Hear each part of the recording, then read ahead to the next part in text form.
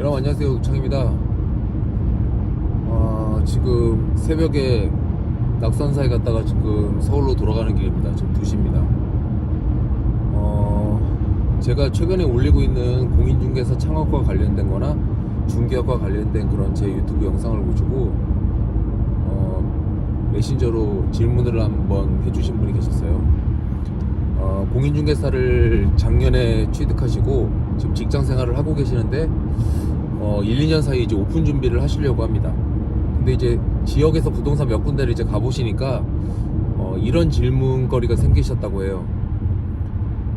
부동산을 창업하려고 하는데 저희가 공인중개사 자격증 공부를 할 때 보면 그냥 구청 관에 허가를 내고 임대차 계약한 그 사무실을 가지고 그냥 오픈하면 되잖아요. 근데 이제 부동산을 실제로 그렇게 오픈을 했을 때 1층에서 영업을 과연 내가 할 수 있을까? 손님도 없고 물건도 없는데 어떻게 중개를 할 수 있을까? 시간이 지나가면 그냥 자리를 잡는 것인가? 뭐 이런 거에 대한 이제 고민이 생긴 거죠. 실제로 부동산을 창업하시고 나서 거의 뭐 6개월 정도까지 제대로 된 계약도 못하고 심지어는 1년 안에 폐업을 한다든지 이런 경우가 상당히 많이 있어요. 그리고 또 그렇게 폐업하시려고 하시는 분들이 힘든 1, 2년을 버티고 있다가 또 공인중개사 자격증을 새로 취득하신 분에게 자기 사무실을 뭐 권리금 받고 판다든지 뭐 이런 일들도 많이 있거든요.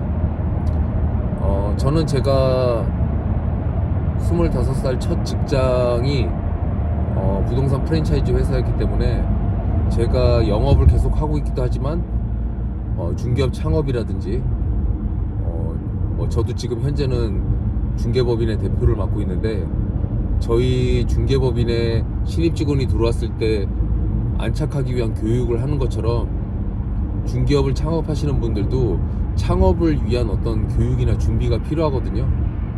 근데 우리나라에서 이렇게 대부분 중개업 창업한다고 이제 교육하는 데 가보면 뭐 계약서 쓰는 법이라든지 뭐 실질적으로 아주 그냥 영업과 관련된 부분과는 조금 비껴나가 있는 그런 교육을 한단 말이에요.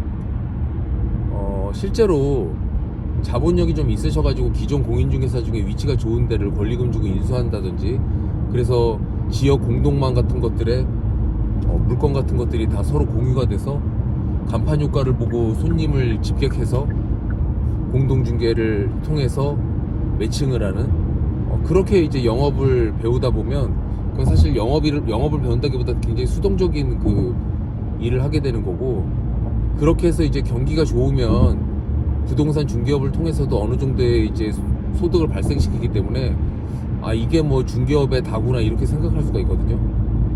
근데 여기서 핵심이 빠져 있어요. 그 핵심 뭐냐면 실질적으로 내가 고객을 발굴해가지고 손님을 찾아내는 발굴력과 그 발굴된 고객이나 물건을 판매를 하기 위한 마케팅 뭐 이런 것들을 실제로 하지 않는 그걸 배울 수가 없단 말이에요.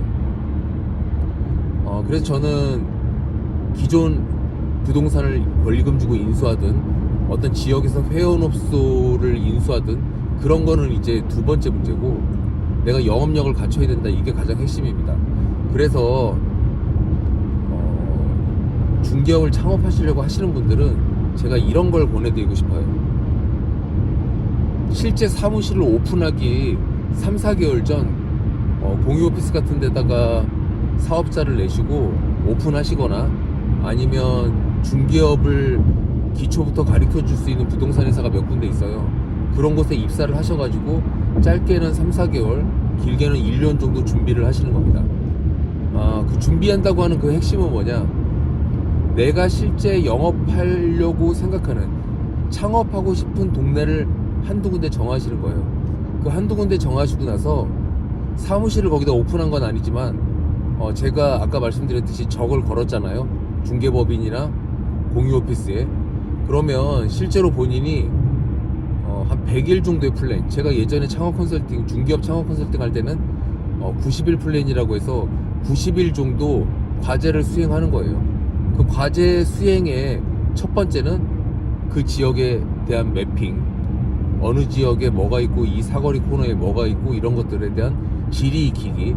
그 지리 익히기가 끝나고 나면 매물이 될 수 있는 대상은 어떤 것이 있는지에 대한 리스트업. 그게 되고 나면 실제로 파밍 나가는 거예요. 아주 단적인 예로 블럭을 정하다 보면 예를 들어 삼전동이다. 그럼 삼전동 사거리, 뭐 군자동이다. 그럼 군자동 사거리에 코너에 뭐 스타벅스가 있고 스타벅스 옆에는 우리은행이 있고 뭐 이런 것들을 다 조사를 해나가는 거예요. 그 조사하는 과정에서 실제로 뭐 우리은행 같은 곳에 들어가 봐야 큰 의미가 없겠지만 뭐 거기에 어떤 메가커피가 있다든지 어떤 점포가 있었을 때 그 점포 사장님에게 리서치하는 거죠. 나는 이 지역에서 부동산을 오픈하려고 하는 지금 준비생인데 리서치를 하고 있다. 약간 영업을 하기 위해서 가게를 뺄 거냐 이사를 할 거냐 이런 거를 물어보면 대답하는데 굉장히 적대적으로 나올 수도 있는데 내가 이런 걸 조사하고 있는 사람이다. 혹시 이 가게는 보증금이랑 월세가 어떻게 되냐. 실제로 제가 말을 이렇게 드리고 있지만 그 페이퍼가 다 있어요. 상권조사 페이퍼. 그럼 실제로 이 사거리 스타벅스 옆에 있는 이 정도 가게는 보증금이 얼마에 월세가 얼마구나 이런 걸 파악하는 거죠. 제가 이런 말씀 드리면 에이 그걸 가서 물어보면 누가 대답해 주냐 이렇게 얘기하는 멍청한 분들도 계시거든요. 당연히 대답을 안 해주는 사람이 있죠. 하지만 모든 가게에 가서 물어보는데 아무도 대답을 안 해준다고요? 그거는 있을 수 없는 일이고 이럴 수는 있죠.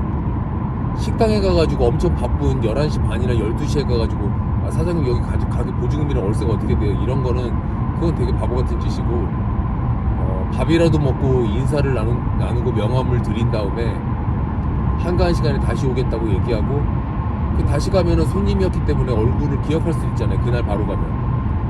그래서 나는 이런 지역에 임대가를 조사하는 사람인데 보증금이랑 월세를 얼마 내고 계세요? 이렇게 물어봤을 때 보증금 월세가 얼마인지 얘기해 줄 수도 있고 그것뿐만이 아니라 나는 이 건물에 들어와서 몇 년이 됐는데 뭐 건물주가 성향이 어쩌고 저쩌고 막 이런 얘기를 할 수가 있잖아요. 그리고 또 경우에 따라 빈 가게들을 만나게 돼요. 그럼 빈 가게를 만나면 그 빈 가게에는 임대 사인 같은 게 붙어 있을 거 아니에요? 그럼 그게 부동산 사인일 수도 있고 건물주 사인일 수도 있는데 물어보는 거죠. 지금 몇 평이고 얼마에 비어있냐. 그러면 여기는 실면적 30평이고 보증금 1000에 월세가 800이라든지 보증금 1억에 월세가 800이라든지 뭐 이런 얘기를 해줄 거예요. 그러면 실제로 그런 과정 속에서 3개월 정도 그 블럭에서 그런 활동을 하다 보면 비어있는 건물 그리고 만난 고객들이 매물화됩니다. 예를 들어 비어있는 공실 같은 경우에 사무실이든 가게든 공실 자료가 되죠. 그러면 엑셀 같은 데 정리하면 그게 매물장이 되겠죠. 그 와중에 아까 제가 말씀드린 식당 사장님한테 물어봤는데 식당 사장님이 이럴 수가 있죠. 그렇지 않아도 만기가 지금 몇 달 안 남았는데 장사가 잘 돼가지고 우리가 옮기려고 한다. 그랬을 때는 실질적으로 그거 자체도 매물이 되는 거예요. 권리금까지 붙은 매물이 되는 거죠.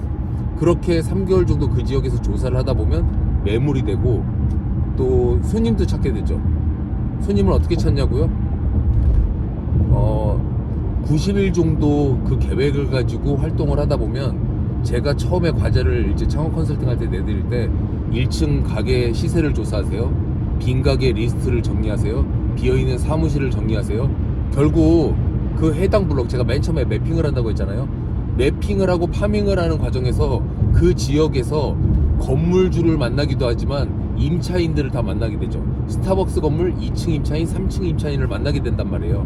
그러다 보면 이사한다고 하는 사람들은 손님이 되는 거고 그 손님이 이사한다고 했던 그 물건은 매물이 되는 거예요. 임대 물건이 됐든 매매 물건이 됐든. 그 와중에 건물주를 만났는데 나 건물 좀 팔아줘. 건물 하나 더 살 거야. 이럴 수도 있단 말이에요.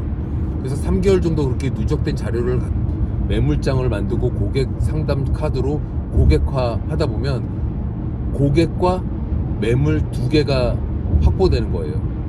수백 개가 확보되겠죠. 매물과 고객 2개를 붙여서 매칭시키면 뭐죠? 계약이에요. 그래서 실제로 제가 이런 과제를 내주고 있는 동안 첫 계약을 하는 경우가 상당히 많이 있습니다. 왜냐하면 계속 체크하면서 봐주기 때문에. 그런 창업 컨설팅은 90일 동안 몇 천만 원을 받고 제가 하던 거예요. 실제로 지금 귀찮아가지고 할 수도 없지만 그런 겁니다. 그래서 그런 과정을 통해서 제가 물어보자. 한 달 반, 2달 정도 됐을 때, 사장님은 이 지역에서 오픈하려고 저한테 창업 컨설팅을 받고 있는데, 제가 과제 내드리는 과정 중에서 혹시 부동산에도 괜찮을 만한 자리가 없던가요? 이렇게 물어보면, 그 파리바게트 옆에 비어있는 거, 그 약국 옆에 비어있는 거, 요런 데는 부동산 하면 좋을 것 같은데요? 이런 얘기를 한단 말이에요. 자, 여기서 선택의 기로에 놓입니다.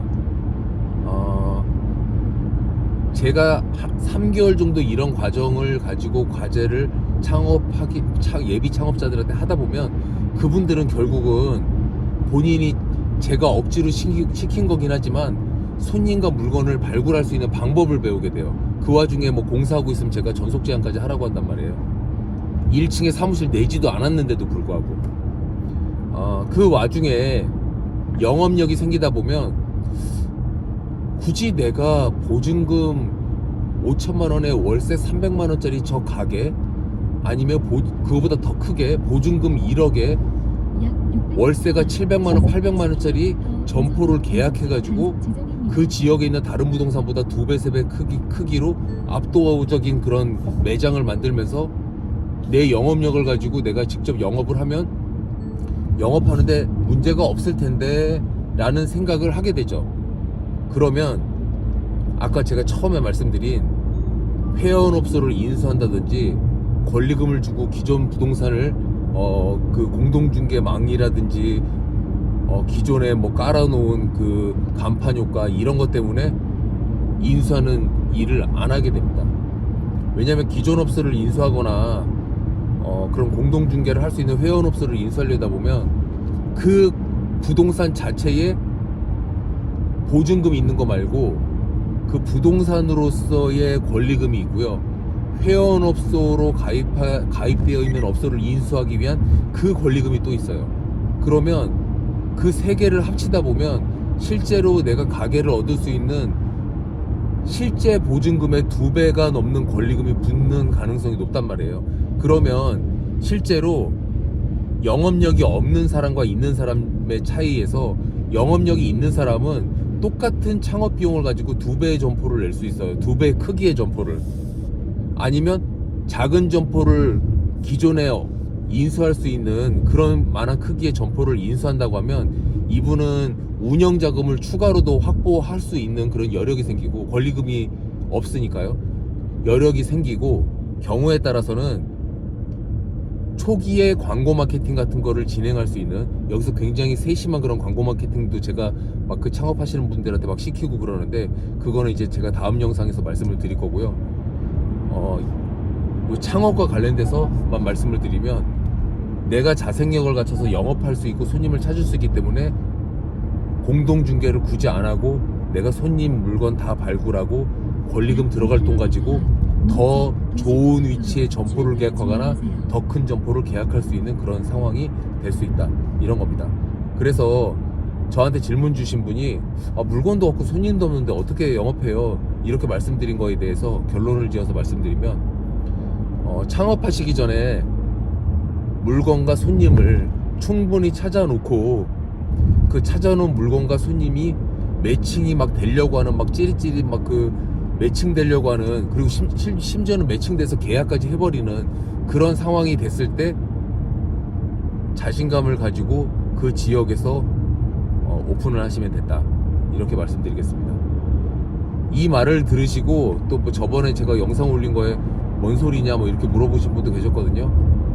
영업 해보신 분들은 제가 하는 얘기에 대해서 맞아, 내가 오픈했을 때 저 사람이 얘기하는 것처럼 내가 했으면은 조금 돈 몇천만 원 덜 까먹었을 텐데, 이런 생각을 하실 거고요. 영업 하나도 안 해보셨고 부동산에 대한 부분이나 지역의 공인중개사 사무실들 간의 어떤 클러스터라든지 그들 간의 어떤 회원제로서 비회원을 터부시하는 그런 시스템을 모르시는 분들은 저게 무슨 소린가 하실 거예요. 그래서 자세한 내용 중에 이 내용 중에 궁금한 게 있으시면 댓글로 질문해 주시면 제가 성실하게 답변 드리겠습니다. 자, 그럼 마치겠습니다.